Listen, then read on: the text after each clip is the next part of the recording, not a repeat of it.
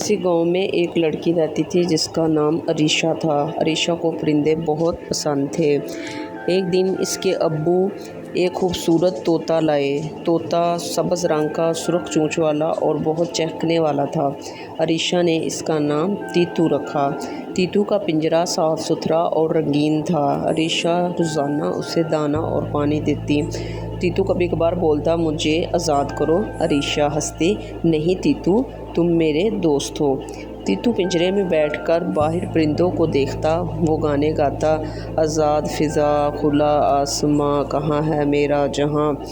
अरीशा समझती कि वो खुश है, लेकिन तीतू उसने अरीशा से कहा, क्या दोस्ती कैद में भी हो सकती है? अरीशा कुछ ना बोली। उसके दिल में ख्याल आया कि शायद वाकई आज़ादी बहुत ज़रूरी है। अगली सुबह अरीशा ने पिंजरे का दरवाज़ा खोला। तीतू बाहर उड़ गया, चह कर बोला, शुक्रिया दोस्त। तीतू फ़िज़ा में बुलंद हुआ। खेती, नदी, दरख्त, सब कुछ नया लगा। वो खुशी से झूमता। पर आज़ादी के साथ साथ उसको चीलें, बिल्लियाँ और शिकारी भी नज़र आए। पहले दिन तो बहुत मज़ा आया। दूसरे दिन उसे एक बिल्ली ने झपट लिया।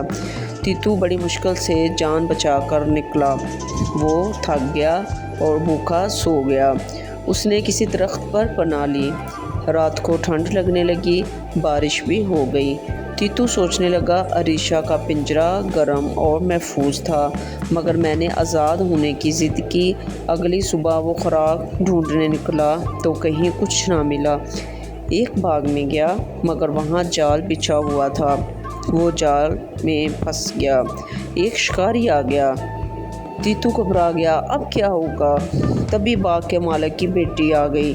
वो बच्ची कोई और नहीं बल्कि अरीशा ही थी। उसने तीतू को देखा और पहचान लिया। तीतू, तुम कहाँ थे? शिकारी ने कहा, ऐ लड़की, पीछे हटो, ये मेरा शिकार है। अरीशा ने कहा, नहीं, ये मेरा दोस्त है, इसका नाम तीतू है।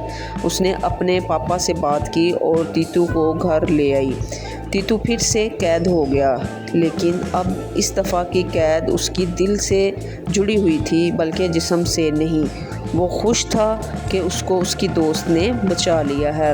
अरीशा ने कहा, दोस्ती दिल से होती है, पिंजरे से नहीं। अरीशा ने तीतू के लिए बड़ा सा पिंजरा बनाया। दरवाज़ा हमेशा खुला रहता था। तीतू जहाँ चाहे वहाँ जाता, फिर वापस आ जाता। दोनों ने वादा किया वो एक दूसरे को कभी नहीं छोड़ेंगे। गांव के बच्चे भी तीतू से मिलने आने लगे।